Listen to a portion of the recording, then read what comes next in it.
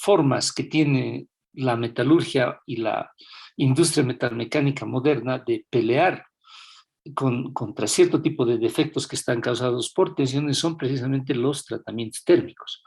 Habíamos visto con ustedes que había tensiones, por ejemplo, como las dendritas, había tensiones que se forman mediante el proceso de deformación. En realidad hay muchas tensiones que pueden salir de diferentes procesos. Y más o menos, viendo de manera un poco general, creo que debo hablar de algunas dos tipos de tensiones que siempre surgen y nos van a dar eso una idea más clara de lo que, para qué utilizamos tratamientos térmicos, ¿no? Bueno, creo que vendría la letra C, estamos, creo, poniendo A, B, C, entonces pondremos C, un tercer tipo de tensiones que surge mucho cuando se realiza soldadura. Supónganse que ustedes tienen un platino al cual quieren soldar otro platino en forma de un ángulo de 90 grados. Entonces es un metal, aquí está el otro metal, entonces nosotros tenemos esta situación, ¿no?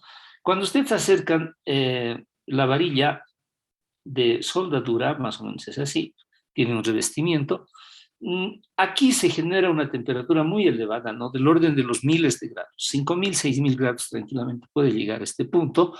Es un punto localizado.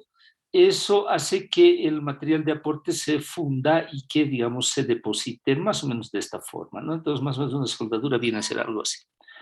Se darán cuenta que esta parte viene a calentarse mucho, en realidad se sobrecalienta, y como esto se calienta, lógicamente va a tratar luego de contraerse una vez que el proceso de soldadura haya acabado, y hay un efecto que tal vez ustedes hayan observado que más o menos indica que esta parte va a tratar de arrastrarse hacia allá, y esta otra va a tratar de arrastrarse hacia allá. Como resultado, entonces, esto un poco que se va a doblar. O sea, esos cambios de las dimensiones son muy típicas en las soldaduras.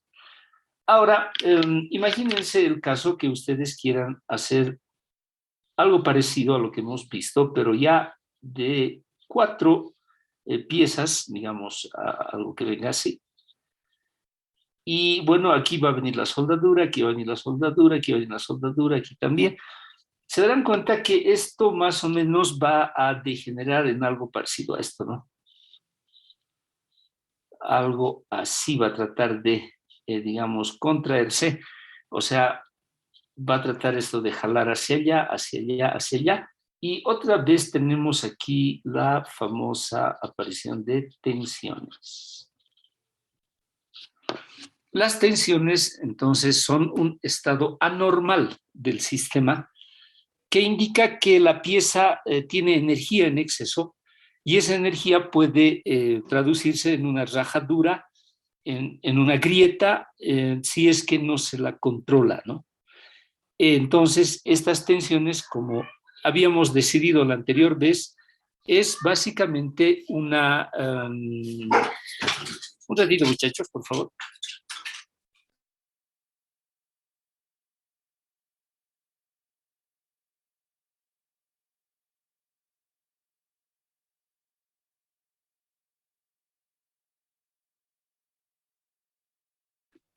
Perdón, ha habido una interrupción, ustedes saben que a veces eso sucede. Bien, entonces las tensiones son una especie de exageración de energía.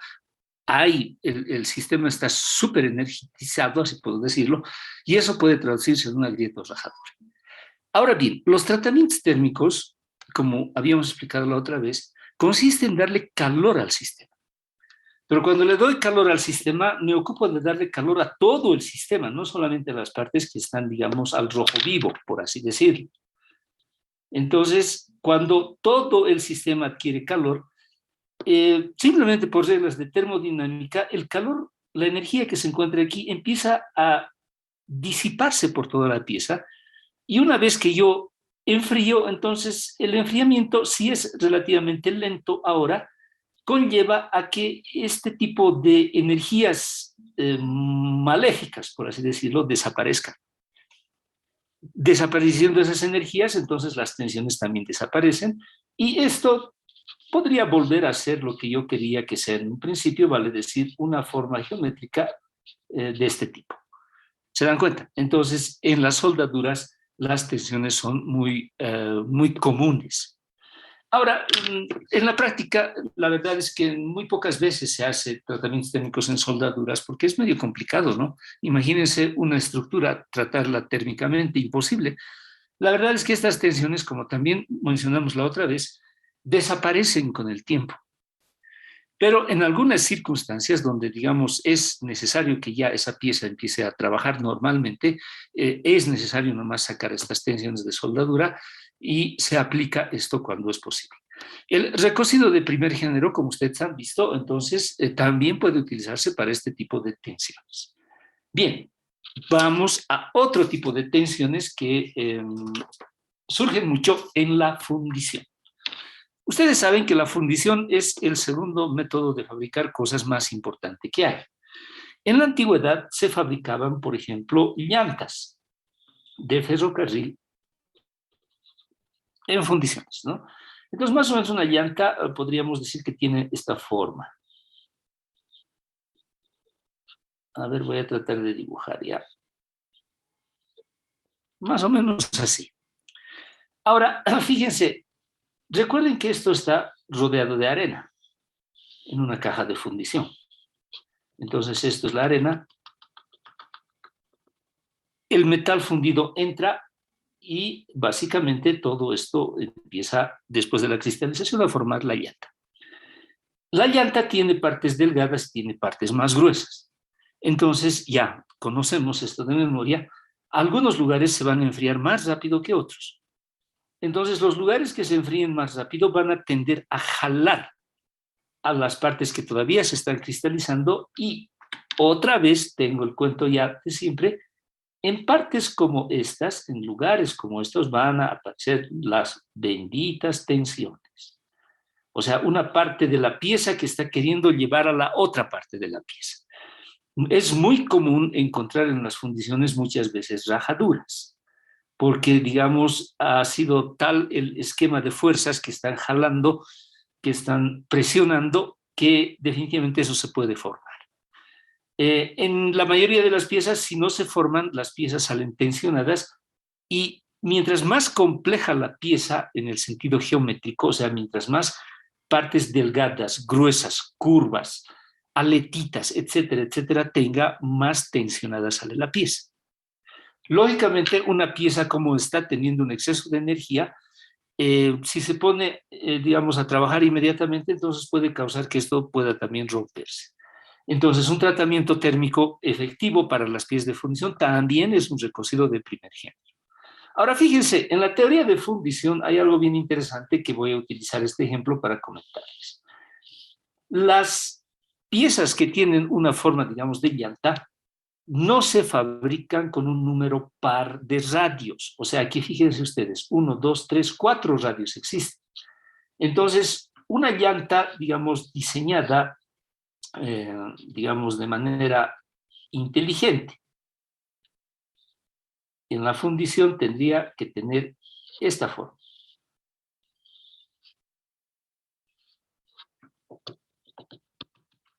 O sea, fíjense, esta tiene un radio, 2 radios, 3 radios.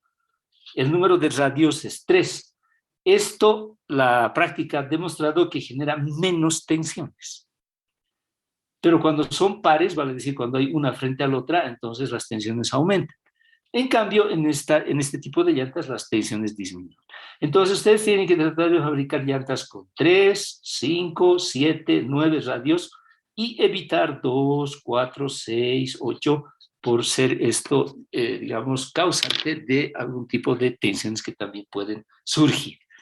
Fíjense, entonces nosotros tenemos otro tipo de tensiones y ahí vienen al rescate los tratamientos térmicos. En este caso estamos hablando del recocido de primer género. Bien, seguimos adelante, seguimos adelante. Nos toca hablar ahora del recocido de segundo género. Recocido de segundo género. Para hablar del recocido de segundo género, primero vamos a definirlo, ¿ya? El recocido de primer género les comenté que era un enfriamiento en el aire. En cambio, el recocido de segundo género supone un enfriamiento en el horno. Por tal circunstancia, el recocido de segundo género es más caro. Aquí debo decirles que hay una excepción. Hay un recocido de segundo género, ahorita vamos a ver que son 4. Uno de ellos admite que se pueda enfriar en el aire. Pero por regla general, el recocido de segundo género es en el horno y es más caro. Ustedes ya saben por qué es más caro. Si voy a enfriar en el horno, se supone que mi horno va a estar ocupado. Voy a tener que gastar energía tal vez. O sea, mantenerlo a unos 100 grados, digamos, no cosa que se enfríe. Lento, o sea, el enfriamiento en el recocido de segundo género es mucho más lento que el recocido de primer género. Bien, el recocido de segundo género va muy ligado al diagrama de estado. De hecho, vamos a tener que dibujar la parte baja del diagrama de estado hierro-carbono en la parte de los aceros. Recuerden que este punto es 0,8. Esta temperatura es 727. O sea, lo que estamos viendo es la parte que me interesa, donde se forman las estructuras, ¿no? Esto ya hemos visto.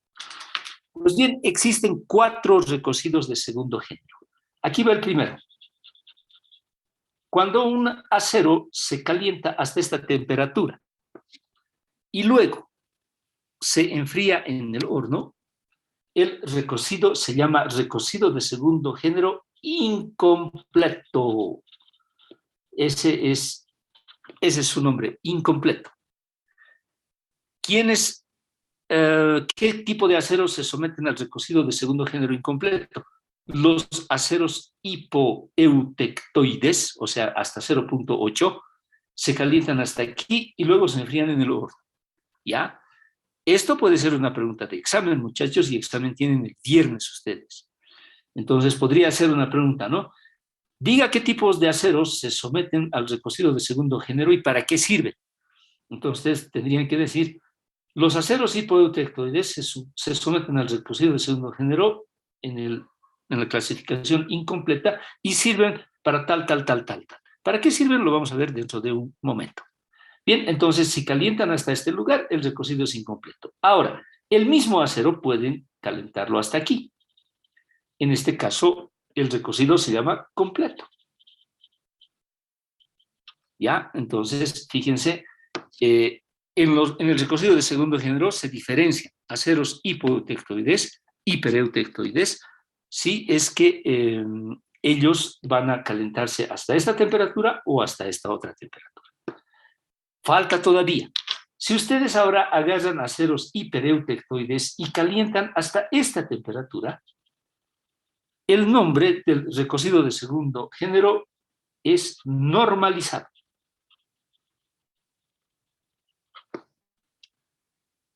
Notarán que falta algo.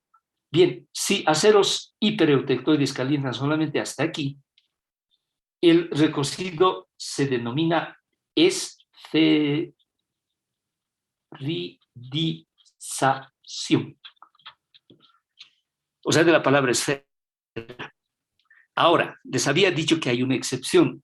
Todos ellos se hacen en el horno, a excepción del normalizado. El normalizado se hace en el aire. Esto, por favor, van a tomar en cuenta.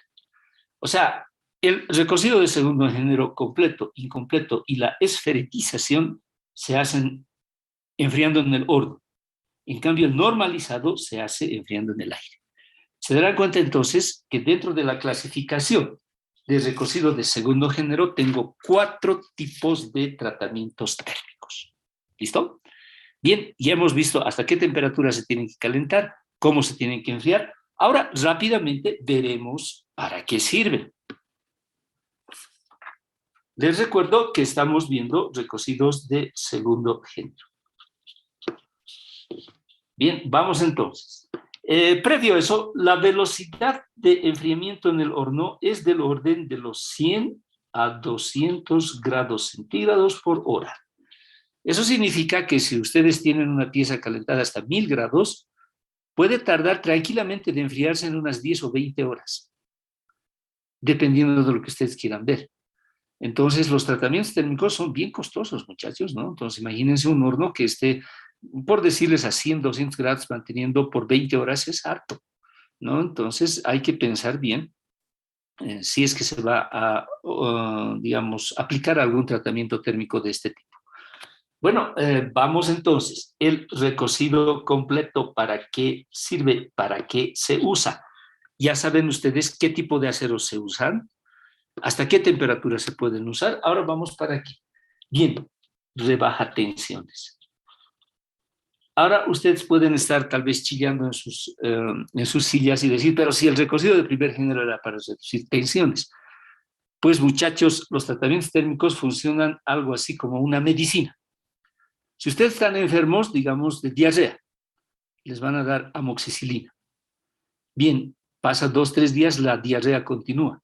Entonces ya les van a pinchar, tal vez ampicilina, algo más fuerte, ¿se dan cuenta? Entonces, el recocido de primer género es barato. Es calentarlo y dejarlo enfriar en el aire, punto. Pero ese recocido muchas veces puede no curar la pieza. Puede seguir tensionada, puede seguir teniendo mala estructura, etcétera, etcétera. Entonces, en ese caso, ustedes le echan mano al recocido completo porque es más caro y además más efectivo. ¿Se dan cuenta? Es así como funciona. Es como una medicina, básicamente. Entonces, el recocido completo sirve para bajar las tensiones que hemos visto hace un momento, mejora la estructura, o sea, aquí liquida dendritas, liquida, digamos, granos que en un lugar estén más grandes, en otros más pequeños, los hacen más uniformes. Entonces, el recocido completo es un tratamiento que mejora la estructura. Y también se ha demostrado que reduce el tamaño del grano, vale decir, se obtiene un grano más fino. Y ustedes saben, desde las primeras clases que hemos tenido, que los granos pequeños son siempre los más deseados, ¿no? Entonces, ahí va el recocido completo. Bien, el recocido incompleto. El recocido incompleto busca una única finalidad, un único objetivo: suavizar la pieza antes del torneado. Bien, muchas veces sucede que una pieza tiene que ser rectificada, pero digamos esta pieza es muy dura, o sea, la han templado. Entonces el torno va a trabajar, pero con mucha dificultad, hay peligro que rompa la cuchilla, etcétera, etcétera. Entonces, ¿qué hacen ustedes? Hacen un recocido incompleto, calientan la pieza, la dejan en el horno y al día siguiente pueden extraerla y trabajarla y maquinar. La pieza va a estar tan suavita que va a ser como pelar tal vez una naranja, ¿no? Bueno, estoy exagerando un poco, pero para que ustedes tengan un poco la idea de lo que quiero comunicarles. O sea, el recocido incompleto suaviza la pieza antes del torneado. Miren qué interesante, ¿no? Entonces, ustedes ahora se podrán preguntar, pero ¿qué pasa si yo no quiero que sea suave, la pieza tiene que ser dura? Bueno, pues la templan después, ¿no? Entonces pueden primero hacer un recocido incompleto, la trabajan en torno, luego del torno la pueden templar, vamos a ver hoy día qué es el temple, cómo se hace, y finalmente entonces tienen la pieza dura, lo que tenían a un principio. Entonces ese viene a ser el recocido incompleto. Bien, se darán cuenta que estamos yendo poco a poco. Nos toca hablar entonces ahora de la esferidización. Esferidización. Ese nombre que es medio raro, esferidización. La esferidización es un tratamiento térmico pensado contra la toxicidad de la cementita. Nosotros hemos hablado mucho de la cementita y hemos llegado a la conclusión que esta estructura es bastante nociva, en especial cuando aparece en forma de telaraña, en forma de esqueleto. Hemos visto que eso puede causar muchos problemas al material. Entonces aquí están los granos que están queriendo, digamos, sobrevivir, pero se ha formado una malévola estructura de la cementita que más o menos he tratado de dibujar así. Esta estructura hace que todo el material sea muy frágil, A cualquier golpe, una ruptura inmediata por una telaraña expandida de cementita, y eso es prácticamente inevitable. ¿En qué consiste entonces este tratamiento térmico? Como su nombre lo indica, resulta que se van a formar esferas. O sea, van a calentar. Ahora, ojo, recuerden que la esferidización solamente se aplica a aceros que tienen más del 0,8% de carbono. O sea, son aceros que están, que se clasifican como hipereutectoides, o sea, están a la derecha de la perlita. ¿Por qué? Porque ustedes ya saben que esas estructuras tienen pues mucha ferrita o mucha cementita, perdón. Entonces, teniendo mucha cementita, esas cementitas se convierten en un problema. Hay que luchar contra esta cementita. ¿Y qué es lo que sucede? Lo que sucede básicamente es que cuando había una especie de brazo de la telaraña de la cementita, en la esferidización esta cementita se disuelve y en vez de formarse esto, se forman esferitas de cementita. O sea, yo le he cambiado básicamente la forma y en vez de tener esto, que es malo, pésimo, tengo esto que sí ya es más aceptable.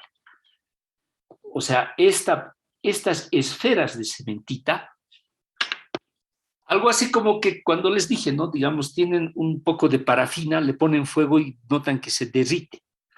Entonces, básicamente ese efecto de disolución, de derretirse, es lo que sucede con la cementita en el proceso de esferidización. Ahora, esferidización, ahora ustedes entienden por qué no se hace en los aceros hipoeutectoides, o sea, los que tienen menos de 0,8% de carbono, porque ahí no hay en grandes cantidades. Y además ahí la cementita está en forma de perlita, entonces no tengo ningún problema. Pero cuando la cantidad de carbono es más del 0,8% de carbono, ahí sí aparece cementita en forma tóxica, como nosotros hemos dicho. Entonces, ustedes se acuerdan cuando estábamos viendo el proceso de la fabricación de la fundición blanca a fundición maleable. Algo muy parecido, solamente que en la fundición maleable, en vez de formarse cementita en bolitas, se formaban grafitos, ¿se acuerdan? Tienen que acordarse, ¿no? Porque el examen es el viernes, muchachos. Entonces, esta situación que ustedes ven es lo que sucede en el proceso de esferización y, bueno, el resultado es muy obvio, ¿no? El material mejora mucho. Los resortes, por ejemplo, sí o sí se someten a esferización. Imagínense un resorte que tenga telarañas dentro. Se va a partir al primer intento. Pero cuando esas telarañas se convierten en bolitas inofensivas, entonces la situación cambia mucho, ¿no? Fíjense entonces qué interesante, ¿no? Que, cómo nos ayudan los tratamientos térmicos para poder resolver problemas bastante complejos como esto de la aparición de la cementita.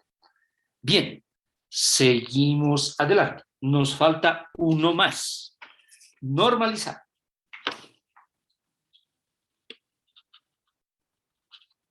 El normalizado es un tratamiento relativamente económico porque recuerden que el normalizado se hace en el aire. El normalizado es la excepción del recocido de segundo género porque todos se hacen en el horno menos este. Bueno, pues resulta que se ha descubierto que la perlita en los aceros que tienen más de 0,8% de carbono tiende a ser una perlita gruesa, vale decir grande, o sea, el grano es muy grueso.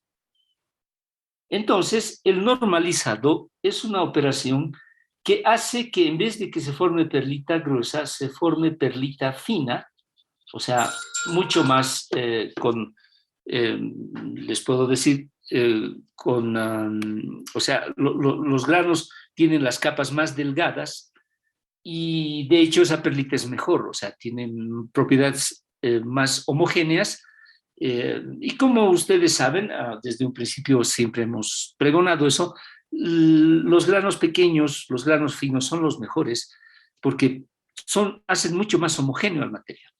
Entonces, un normalizado produce que algo que era grueso, una perlita gruesa, una perlita tosca, se convierta en una perlita bastante fina.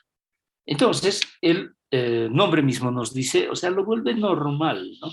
Una perlita normal. Van a tomar muy en cuenta lo que estamos haciendo con relación al primer gráfico que hemos hecho. Puede haber una pregunta en el examen que les diga, dígame, ¿para qué sirve el normalizado en aceros hipereutectoides? O perdón, hipoeutectoides, o sea, con menos de 0,8% de carbono. Ustedes ahí tienen que responder y decir, ahí no se hace normalizado. El normalizado solamente se hace en aceros que se encuentran a más de 0,8% de carbono. Eso, por favor, van a tomar muy en cuenta. El examen ya llega. Bien, acabamos entonces el recocido de segundo género. Hemos acabado el recocido de primer género. Nos toca hablar ahora del temple. El temple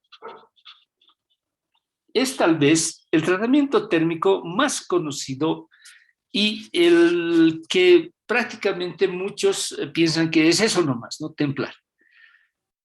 Hasta ahora ustedes se han dado cuenta que podemos usar tratamientos térmicos para una infinidad de cosas. Y la verdad es esa. Pero el temple, lógicamente, tiene una importancia vital, ¿no? Es una de las operaciones térmicas más antiguas que el hombre conoce. El temple, como definición, podríamos decir que significa calentamiento más enfriamiento rápido. Ustedes han tenido un laboratorio de tratamientos térmicos donde han templado. Han calentado la pieza y la han puesto en agua, en aceite, con el objetivo de enfriarlo muy rápidamente. Entonces vamos por partes. ¿Hasta qué punto calentar qué tipo de aceros? Básicamente se pueden templar todos los aceros, tanto hipoeutectoides como hipereutectoides. Otra vez tengo la partecita de los aceros donde es 0,8. La temperatura de temple es esta. Si son aceros hipoeutectoides, se calientan hasta ahí arriba. Si son aceros hipereutectoides, simplemente se calientan hasta allá y luego se enfrían de manera violenta. Esta temperatura es 911 grados. Esta temperatura es 727 grados.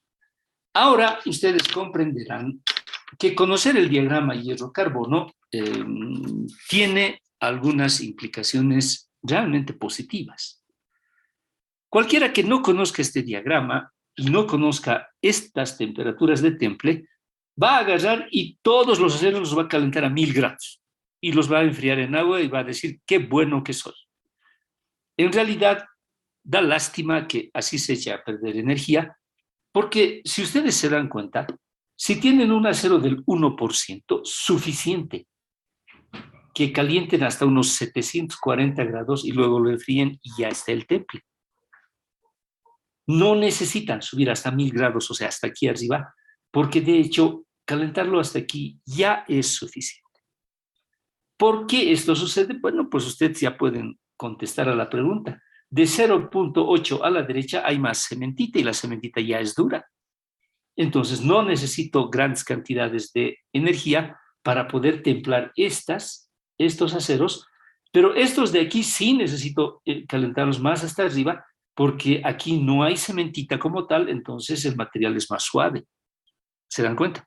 Entonces, este gráfico de la temperatura de temple es bien importante y puede salvar un montón de dinero a la empresa donde ustedes trabajan. Bien, ¿qué sucede en el temple? Veamos eso. Nuevamente vamos a dibujar la parte del diagrama que nos interesa.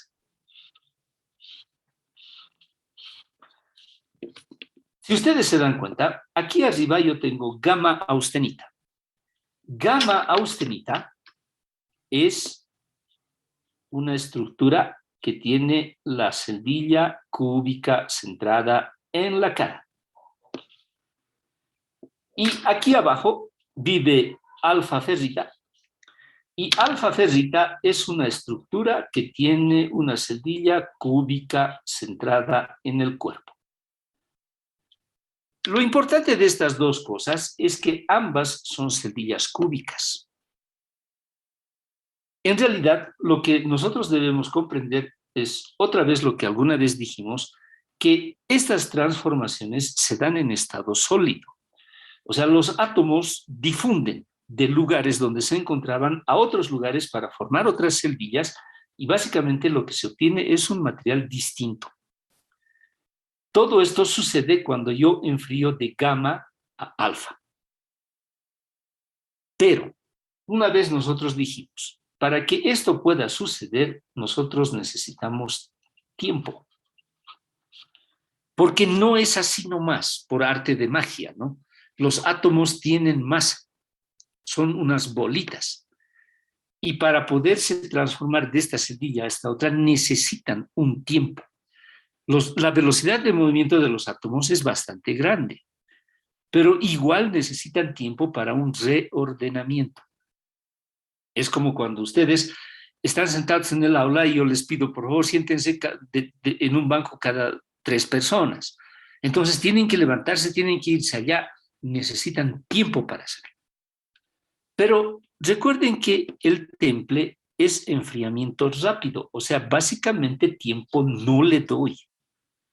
O sea, para que suceda este reordenamiento no existe la disponibilidad de tiempo necesario.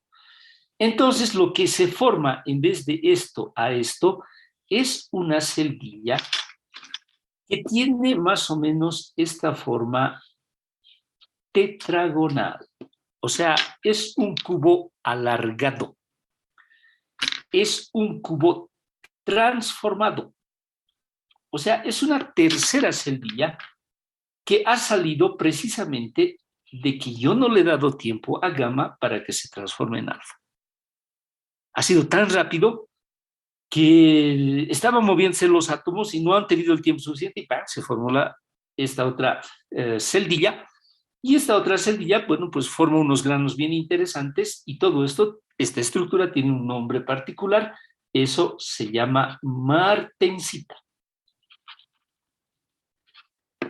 El nombre martensita viene de Martins, que era un ingeniero, creo que era inglés, miren, sí, me he olvidado, sí, creo que era inglés, y él inventó un horno, el horno Martens, y en honor a él se le dio el nombre a esta estructura, ¿no? La martensita. Ahora, fíjense una cosa, gamma y alfa son muy simétricos, son cubos, pero la martensita no. Entonces, la martensita no forma granos.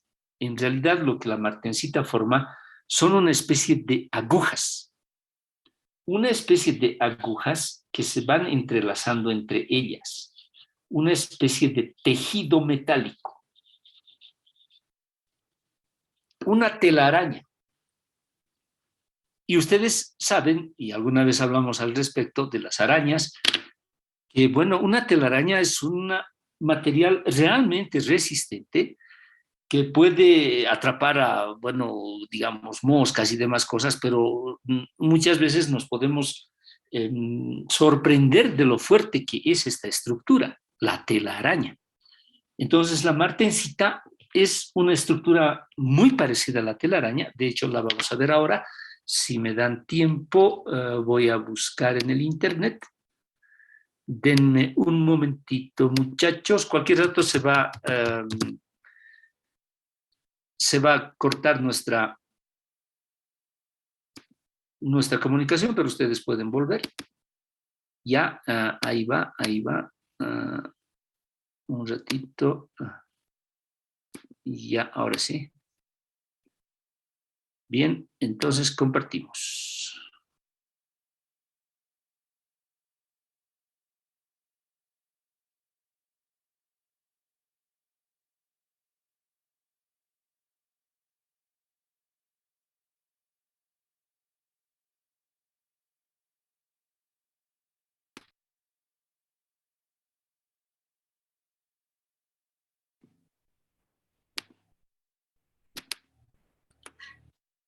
Bien, Como les estaba comentando, la estructura que se llega a formar entonces, debido a que no ha existido el tiempo suficiente para que exista una transformación común y corriente, se recibe el nombre de martensita.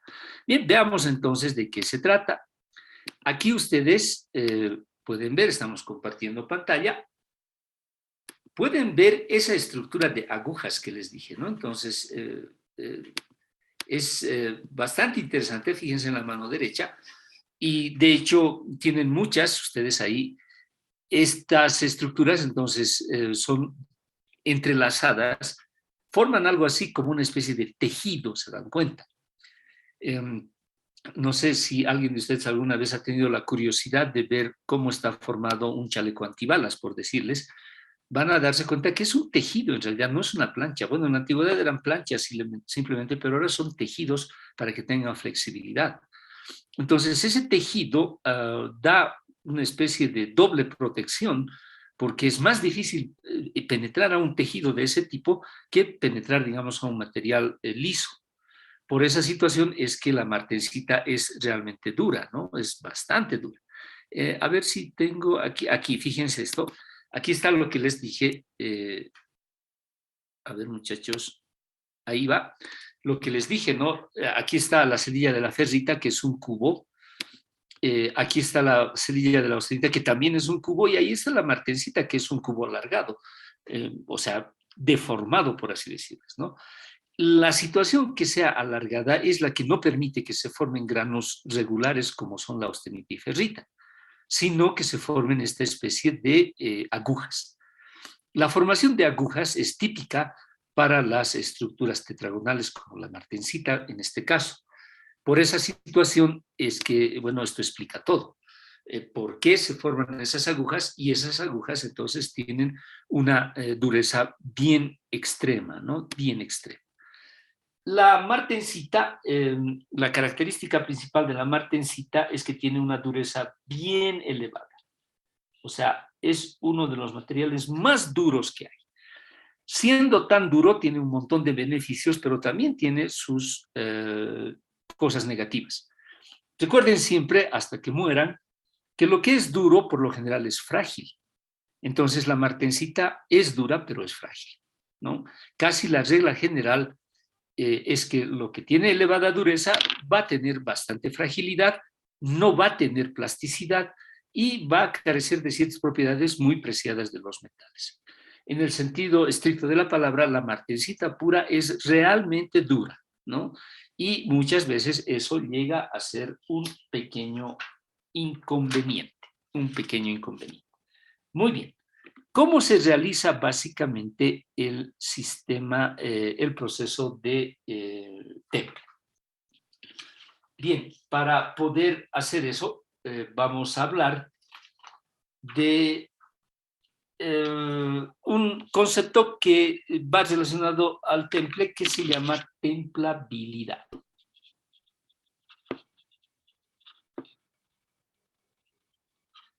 Para entender qué es la templabilidad, vamos a suponer que tenemos un cincel.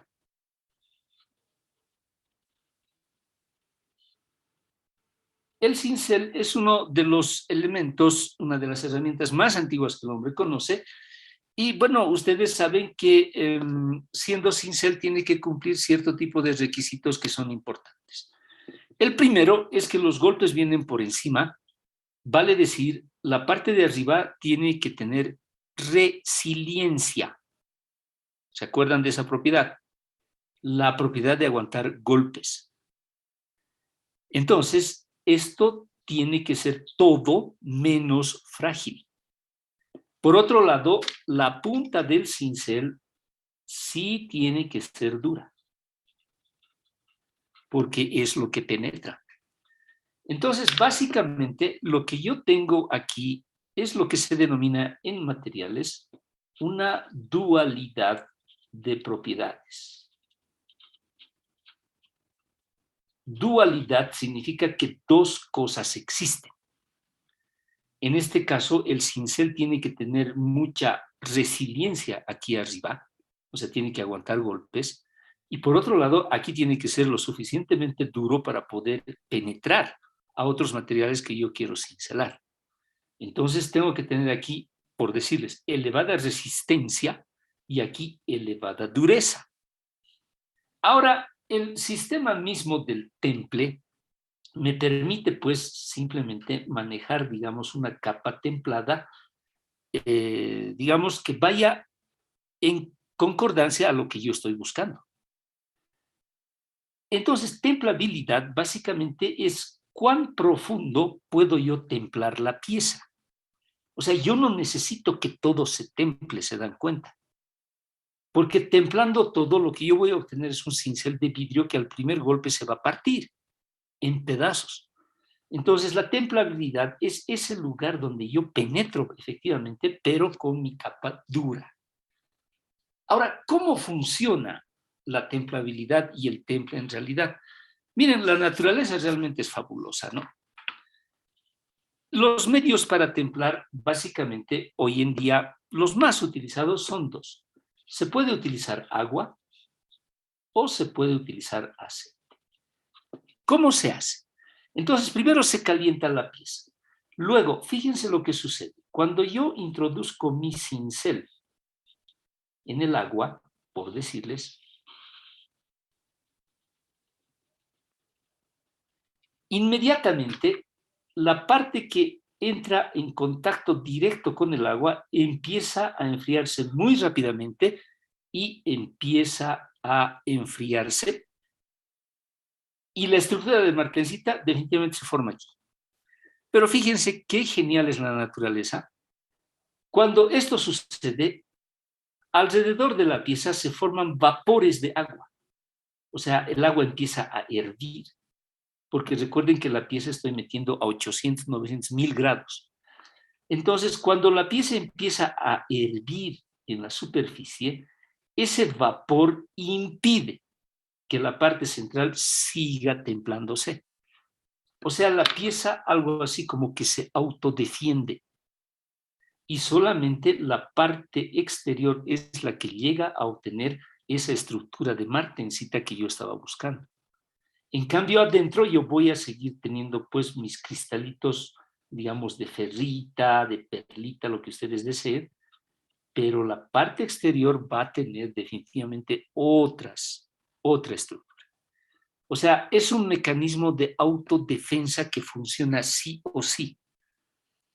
Por eso, ya sea agua o ya sea aceite, yo puedo hablar de medio milímetro de templabilidad, 1 milímetro de templabilidad, 1,5, dependiendo de cómo yo haya hecho y en qué haya enfriado.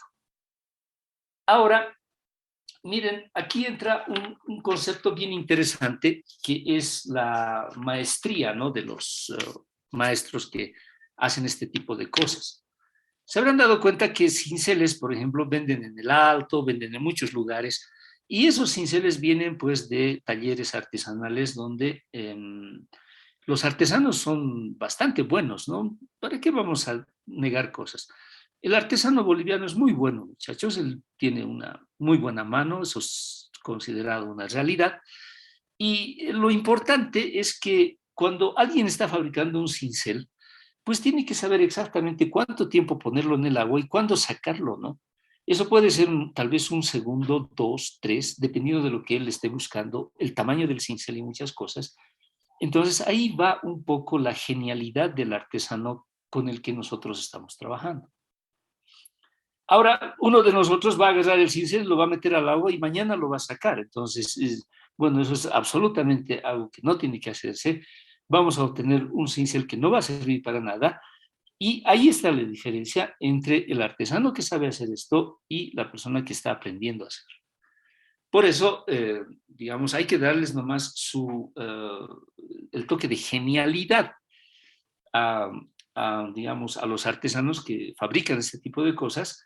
Y bueno, como hay artesanos malos, también debe haber muy buenos, ¿no? Entonces, cualquier cincel que ustedes compren puede tener una profundidad de templabilidad distinta les puede funcionar de una manera o les puede funcionar de otra manera, ¿no? Eso ya es una cuestión muy, digamos, impredecible, por así decirlo. Pero básicamente el esquema del enfriamiento viene a ser esto. Bien, ¿cuál es el principal defecto del temple? Supónganse ahora que ustedes están templando un cilindro. Digamos, están templando un cilindro que va a servir para, digamos, para una empresa de periódicos o lo que sea, ¿no? Entonces ahí está el centro del cilindro. Es deseado que la superficie sea dura, mientras que el interior sea resiliente, ¿no? O sea, resistente mecánicamente. Entonces, si ustedes hacen su operación de temple, van a notar que efectivamente la parte superior, la parte superficial del rodillo sí se va a transformar en martensita, y por el efecto que les comenté de autodefensa, la parte interna no va a llegar a tener esta estructura. Pero ahora fíjense lo que sucede. Si yo hago un corte del rodillo, voy a ver que la superficie se ha calentado demasiado y el interior no tanto. Entonces, cuando esto sucede, esto tiende a expandirse, pero al mismo tiempo tiende a contraerse.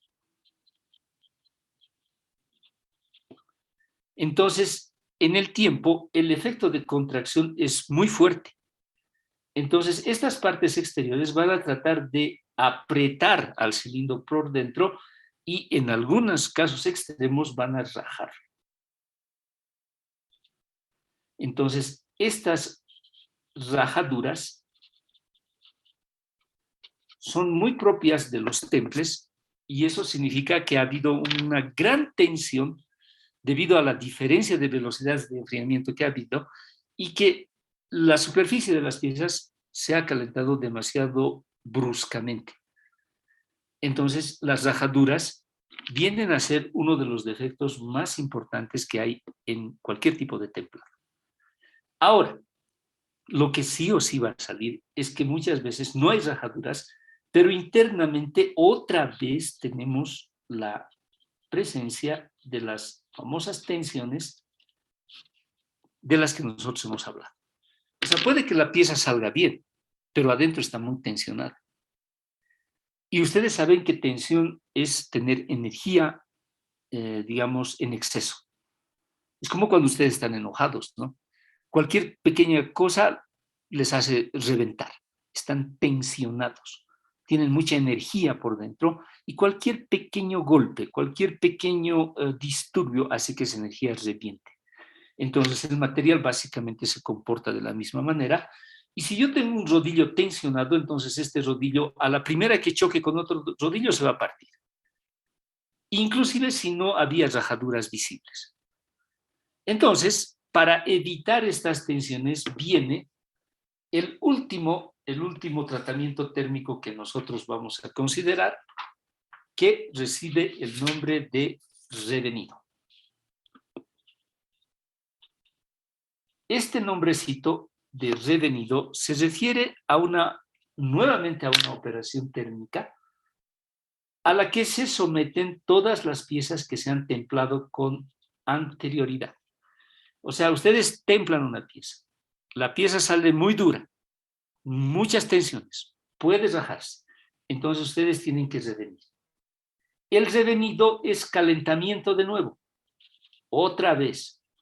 Pero el calentamiento se realiza hasta los 100 o 500 grados centígrados, dependiendo si quieren hacer un revenido bajo, medio o alto. Bajo, medio o alto. Bajo es cuando la temperatura va por los 100 grados, poco. Alto es cuando la temperatura va por los 500 grados. ¿De qué depende? De la cantidad de tensiones que puedan ustedes tener en su pieza. Por regla general, si la pieza es complicada, digamos un eje, o no, bueno, el eje es sencillo, digamos un engranaje, por así decirles, tiene entradas, salidas, por lo general la pieza es compleja y tiene muchas tensiones, entonces por lo general se va al calentamiento de 500 grados. Pero si la pieza es sencilla, digamos un eje que es sencillo, entonces suficiente puede ser 100 grados, ¿no? Dependiendo de cuál les dé el mejor resultado, es ahí donde tienen que elegir. Otra vez, aquí no hay ciencia escrita del todo. La práctica hace demasiado y en una fábrica, bueno, pues lamentablemente hay que nomás ver, se están rajando las piezas, mucho. ¿Qué están haciendo? Revenido, ¿a cuánto? A 100 grados, aumente. Veamos qué pasa en 200 o 300 grados. Y ahí tendría que solucionarse un poco la situación, ¿no? Ya les dije, la amoxicilina puede a ustedes no servirles, pero digamos, un antibiótico más fuerte ya podría hacer su efecto, ¿no? Entonces, tenemos una situación muy parecida a eso. Bien, el revenido entonces es un calentamiento ligero y luego se enfría en aire. O sea, definitivamente, si nosotros quisiéramos dibujar en un diagrama térmico todo lo que es un temple y un revenido que van juntos, tendríamos que dibujar algo parecido a esto. Digamos, calentar, digamos esto que sea 727 grados. Aquí arriba tendríamos que mantener un tiempo, luego tendríamos que enfriar rápidamente, luego tendríamos que esperar un tiempo, calentar, digamos, hasta unos 400 grados, mantenerlo allá y luego enfriarlo en el aire. Entonces, fíjense, básicamente en este diagrama térmico yo tengo dos procesos. Aquí yo tendría el temple propiamente dicho y aquí tendría mi revenido que vendría a ser una operación adicional. Bueno, esto ustedes ya entienden, ¿no? Aquí está la temperatura en grados centígrados, aquí está el tiempo tau. Seguramente debido a que esto es muy rápido vamos a tener que utilizar logaritmo del tiempo. Estoy casi seguro de eso, y de hecho se utiliza el logaritmo en actividades de temple sí o sí, porque no da para hacer el gráfico de otra manera, pero bueno, la buena noticia es que ustedes esto ya comprenden, ¿no? Para terminar, muchachos, en el libro hay un ejemplo en las últimas páginas donde se hace un cálculo experimental de una pieza precisamente para fines de templar. O sea, ¿cuánto tiempo dura esto de aquí hasta aquí? ¿Cuánto tiempo dura esto de aquí hasta aquí? Bueno, el enfriamiento no podemos regular, eso va a ser en el aire o va a ser en agua o en aceite, pero estos tiempos se calculan y en el libro ustedes tienen un ejemplo bastante claro de cómo se hace esta situación. Les pido por favor que, que le den una leída. Sé que no lo van a hacer la mayoría de ustedes, pero siempre va a haber alguien que se va a interesar y seguramente todo lo que van a encontrar va a complementar todo lo que nosotros hemos dicho. Bueno, muchachos, con este gráfico lo único que falta es ponerle una palabra de 3 letras. Este es el fin del curso, ya no vamos a ver nada más. Es prácticamente lo que yo tenía planeado para ustedes desde el principio. Y bueno, nos ha dado el tiempo ideal para que nosotros podamos concluir. Bien, muchachos, yo con esto finalizo ya todo. El viernes tenemos examen. Aprovecho la oportunidad para desearles mucho éxito en el futuro. Sigan estudiando como lo vienen haciendo hasta ahora. He tenido muchos momentos gratos con ustedes y espero que eso ustedes repitan en lo que les resta de su ingeniería. Les deseo mucha suerte, muchachos. Y bueno, espero que hayan disfrutado del curso.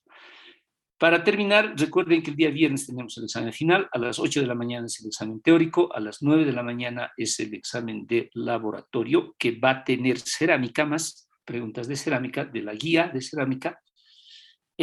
Para el 2T voy a publicar todo en una, en una hoja donde ustedes van a tener su asistencia, van a tener sus trabajos, todo lo que han hecho, entonces van a saber exactamente qué es lo que está sucediendo, previo a poner las notas en el sistema. O sea, la próxima semana, recuerden que el examen final es el viernes y el 2T va a ser la próxima semana, en caso de teoría. Entonces todos ustedes van a tener la posibilidad de poder realizar alguna queja si es que ustedes consideran que eso es necesario. La verdad es que ustedes son bastantes, muchas veces el sistema mismo comete algún tipo de error y bueno, hay que estar siempre pendiente de que no se pueda perjudicar a nadie, ¿no? Eso es lo más importante de todo. Por eso, estén muy atentos estos días. Voy a trabajar bastante porque tengo que revisar todos los trabajos que han presentado. Los trabajos que no han sido presentados a tiempo, pero que han sido presentados a destiempo, tienen cierto valor. No el 100%, lógicamente, pero sí lo tienen, ¿no? En lo que respecta al laboratorio, usted sabe, la presencia es importante, los trabajos también son importantes, los informes, perdón, y el examen final, que va a ser un examen de 30 preguntas de elección múltiple, donde ustedes van a poder básicamente conseguir su nota final, ¿no? Todo eso entonces para el día viernes, muchachos. Bueno, no sé si tienen alguna pregunta. Yo, si no fuera así, me estaría despidiendo de ustedes. ¿Alguien tiene alguna consulta? Ingeniero, ¿cómo está? Buenas noches. Queríamos hacerle una petición, mis compañeros y yo, por favor. Digan. Por favor, ingeniero, los informes de fundición y cerámica, ¿no los podríamos presentar el día lunes, ingeniero, por favor? Bueno, miren, hasta el lunes. Yo no tengo problema, muchachos, pero no, que no pase del lunes porque definitivamente ya eso nos va a dar un problema, ¿no? Voy a cambiar entonces la fecha para el día lunes. Los informes de fundición y cerámica quieren, ¿no? Sí, ingeniero, por favor. Esos Sí, son los ingeniero. dos últimos informes que tenemos. Ya, no. Miren, entonces, tierras raras más lo haremos hasta el lunes, ¿no? ¿Qué tal? No, pues, muchachos, que tenían tiempo para presentar todo eso. Los informes ya hasta el lunes, pero lo demás, muchachos, yo ya tengo que elaborar la tabla de ustedes, la tabla general, y lo quiero hacer el fin de semana, porque es harto. Ustedes son 30, tienen tantos trabajos, se dan cuenta de lo que tengo que hacer. O sea, ese trabajo es fuerte. Miren, muchachos, acepto los informes de cerámica y fundición. Lo otro no voy a mover, muchachos, porque también ha habido muchachos que han presentado ahora y ellos también merecen, digamos, que se les valore. Pero pueden presentar, pero presentando un poco más tarde, recuerden que tienen multa, ¿no? O sea, esos son puntos menos, pero igual se considera. Así es que, por favor, quedaremos en eso porque es mucho. Tengo que revisar muchas cosas y no me va a dar tiempo, muchachos. Recuerden que la próxima semana ya prácticamente todo concluye y poner al sistema las notas también es un problema, porque todos los docentes queremos ingresar al sistema, ese sistema se cuelga, a veces ponemos todas las notas y resulta que no ha grabado nada, o sea, es el infierno, digamos, en vivo y directo lo que se va a tener, por lo menos para los docentes la próxima semana. ¿Estamos de acuerdo? Sí, muchas gracias, ingeniero. Ya. ¿Alguna otra Inge, cosa? y Dime. las notas estaríamos sabiendo en el transcurso de la próxima semana, ¿hasta qué día más o menos? Sí, muchachos, o sea, tienen que darse examen final, entonces tengo que revisar los exámenes finales y recién voy a sacar la nota, el cuadro final, ¿se dan cuenta? Una vez que salga el cuadro final, no voy a poner eso al sistema. Ustedes van a tener tiempo de ver, estoy con nota de aplazado, ¿qué ha sucedido? Entonces ustedes hacen su queja, revisamos, eh, si es necesario corregimos y recién esa nota voy a poner al sistema, ¿se dan cuenta? O sea, no hay forma que ponga al sistema primero antes que ustedes vean. Eso es lo que quiero evitar. Lamentablemente el examen es el viernes, ¿se dan cuenta? Si fuera mañana, bueno, me daría tiempo para, digamos, publicar antes del fin de semana, pero el examen es el viernes y tengo hartos exámenes que corregir. Tengo que corregir los teóricos y de laboratorio. Entonces, hasta el fin de semana lograré sacar la tabla final que les digo. Pero estén seguros que no va a ir al sistema antes que ustedes lo vean, ¿no? Porque como les dije, yo he podido cometer algún error y eso es, digamos, bastante posible. No puedo decir que no. ¿Comprendido? Sí, Inge, gracias. ¿Ya? Dije, ¿Alguna otra? Dime. ¿va a ser sobre una clase así virtual para las consultas, digamos, las notas, o nos va a No, mandar al grupo del auxiliar? voy a mandar al Classroom. Comprendan, el lunes, ¿qué día es nuestro 2T? El miércoles creo que damos, ¿no? No tenemos fecha, Inge, de ¿No 2T. tienen fecha? Bueno, entonces miren, vamos a hacer el 2T el día miércoles a nuestro horario correspondiente para que no haya ningún cruce con nada. Entonces, hasta el lunes ustedes van a tener su tabla ya de resultados finales, incluyendo el examen final. Entonces el lunes ustedes ven y dicen, pucha, una injusticia conmigo, debería tener 100 y tengo menos 20, ¿no? Entonces vienen, ustedes hacemos la aclaración respectiva, yo arreglo eso y recién voy a pasar al sistema. Entonces, anótense, el día miércoles vamos a hacer 2T y además las personas que tengan alguna duda, alguna queja, por favor, entonces el miércoles vengan nomás pues, a Cotacota o donde nos citemos para poder arreglar cualquier circunstancia negativa que si va a pasar, va a suceder con uno o con dos compañeros, no va a ser más, ¿no? Entonces, eso por favor tomen en cuenta. Está bien, Inge, gracias. ¿Ya? ¿Alguna otra pregunta? Inge, ¿qué tal? Muy buenas noches. Respecto a esto de los tratamientos térmicos, le tenía una consulta. Dime. Miren, yo una vez vi que para la elaboración de las probetas, por ejemplo, para las de tracción, del ensayo de tracción, hacían el corte con, o sea, la forma le daban con oxicorte. ¿Ya? Entonces yo vi que le estaban aportando bastante calor a la probeta. ¿Sería recomendable, por ejemplo, hacer algún tratamiento térmico a esa probeta para aliviar esas tensiones o se genera tensiones en ese tipo de probeta?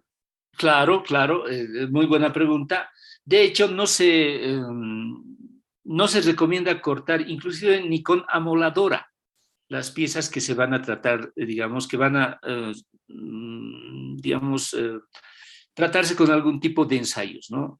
Tiene que ser un corte muy lento, generalmente con un refrigerante, en este caso agua es lo mejor, entonces no violentar a la pieza.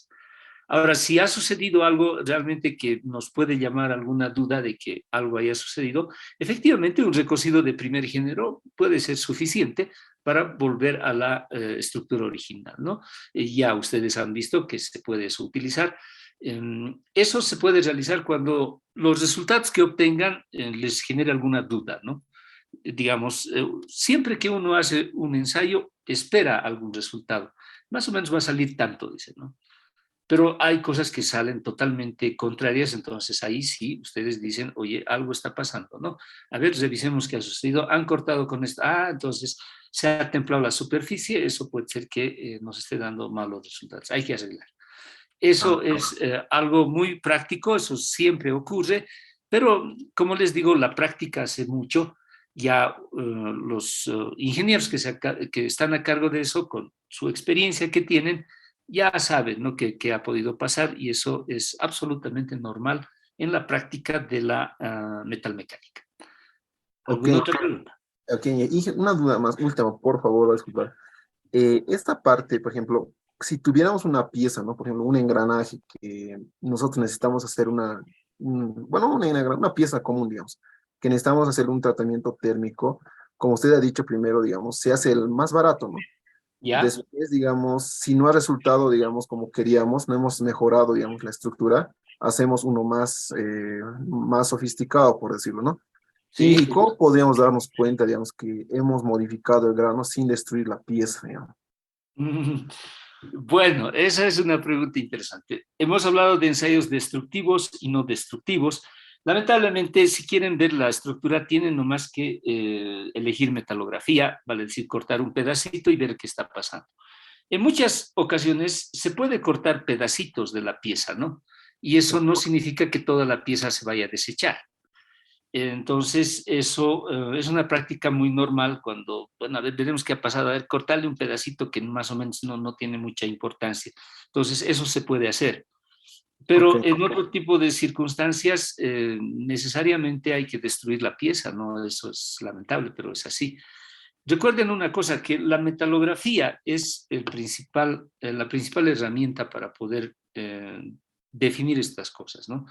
Si ustedes quieren ver que realmente se ha endurecido la pieza después de un temple, pues tienen que ver martensita. Si hay martensita, pero hay granos que no son martensita, entonces significa que el tratamiento no ha sido bueno. Muchas veces hasta la misma medición de dureza puede darles mediciones extrañas, ¿no? Una dureza aquí, otra dureza allá. Entonces allá únicamente el análisis microscópico es el que les va a dar, digamos, la respuesta final. Otra cosa que recuerden que un análisis microscópico les da la oportunidad de ver la sección de la pieza, ¿no? O sea, pueden ver la superficie, un poco más adentro, más adentro, más adentro, más adentro.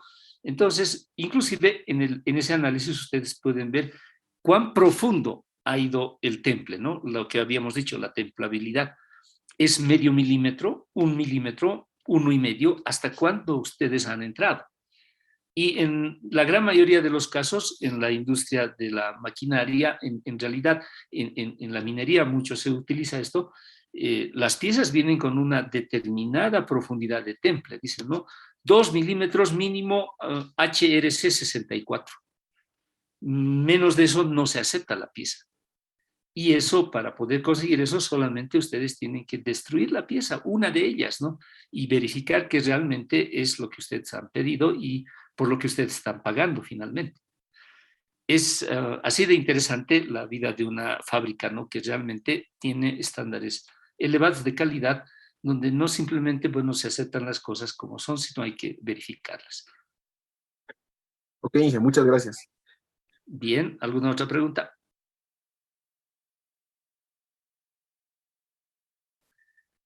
Bueno, muchachos, entonces llegó el momento de decir adiós. Bueno, no tan adiós, el viernes todavía nos vemos. Pero bueno, ha sido para mí un placer estar con ustedes. Espero que les haya gustado el curso. Se cuidan, muchachos. Nos vemos el viernes. Chao, chao. Gracias.